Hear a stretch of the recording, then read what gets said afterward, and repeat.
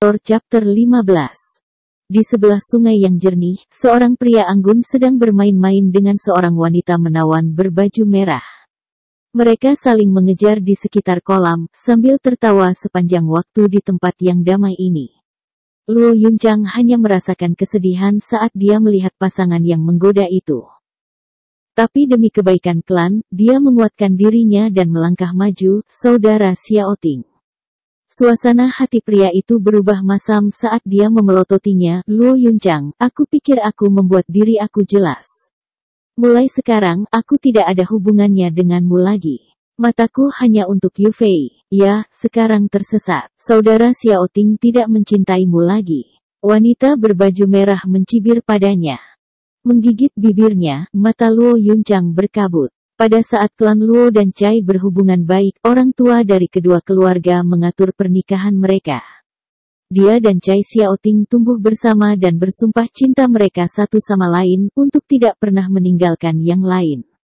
Inilah mengapa orang pertama yang dia pikirkan adalah tunangannya ketika dia membutuhkan bantuan. Namun kenyataan itu kejam. Sejak mereka datang ke sini, dia dan saudara laki-lakinya terus menderita sementara Cai Xiaoting memiliki nona muda klan Sun yang arogan dan tak tertahankan, Sun Yufei, di sebelahnya. Dia tahu semua harapan untuk menikah dengan klan Cai hilang. Tetapi demi membangun kembali klannya, dia berharap untuk membangkitkan emosi ramah kepala klan Cai yang dimiliki kedua klan di masa lalu dan membantu. Namun kepala klan Cai Rong bersikap dingin dan tidak berperasaan terhadap nasib mereka, tidak bergerak sedikit pun. Saudara-saudara tinggal di sini selama 10 hari, semua dengan harapan mendapatkan bantuan. Tetapi karena Cai Rong mengabaikannya, dia hanya bisa beralih ke Cai Xiaoting. Kakak Xiaoting, aku tidak memintamu untuk melanjutkan pertunangannya, dan hanya berharap kau bisa membujuk ayahmu, demi masa lalu, dan membantu klan Luo. Itu tidak ada hubungannya denganku. Bicaralah dengan ayah. Cai Xiaoting melambaikan lengan bajunya dengan dingin. Luo Yunchang berlutut dengan air mata mengalir di pipinya. Saudara Xiaoting, jika kamu tidak setuju, aku akan berlutut di sini sampai aku mati.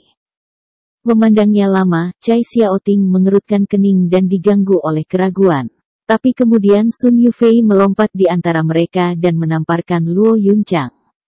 Pukulan itu melemparkannya ke belakang dan darah menetes dari mulutnya. Jalang, Cai Xiaoting milikku. Menjauhlah dari dia. Mata Phoenix Sun Yufei melotot dan mengoceh. Dia menoleh ke Cai Xiaoting dan berkata dengan kasar, kamu juga menjauh darinya. Jika aku menemukan masih ada sesuatu yang tersisa di antara kamu, aku akan meninggalkan kamu.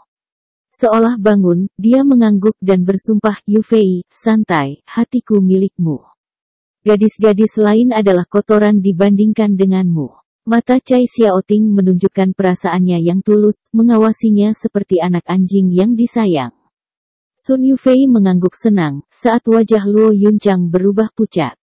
Dia tahu harapan terakhirnya memudar. Sebuah bayangan melintas dan dua tamparan bergema.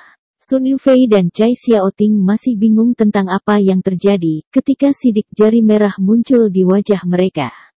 Zuo Fan berdiri di depan Luo Yunchang saat dia menatap mereka, pasangan terlarang berani merusak urusanku.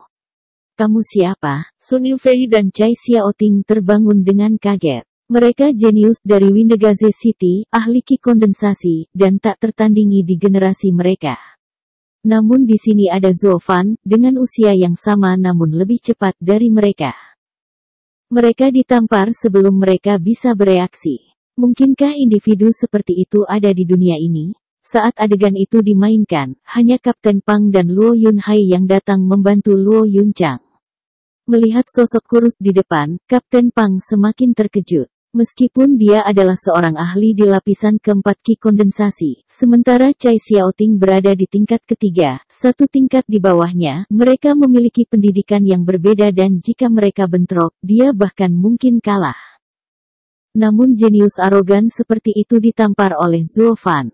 Memikirkan kekuatan yang dia tunjukkan di hutan, Kapten Pang tidak bisa tidak bertanya-tanya bagaimana dia menjadi begitu kuat dalam waktu sesingkat itu. Mengabaikan keduanya dan Kapten Pang yang terkejut, Zuo Fan menoleh ke Luo Yunchang yang menangis dan menyedihkan dan merasakan sakit di hatinya. Iblis hati yang malang. Zuo Fan menggertakkan giginya. Dengan watak kaisar iblisnya, dia bisa melihat melampaui seluruh penderitaan dunia. Bagaimana bisa penghinaan seorang gadis membuatnya sakit? Dia hanya bisa menghubungkannya dengan jiwa mantan tubuh ini, yang merasa marah pada tuannya. Sepertinya aku akan terjebak dengan klan Luo untuk beberapa waktu. Zuo Fan menghela nafas dalam sambil menyeka air mata Luo Yunchang. Ayo pergi.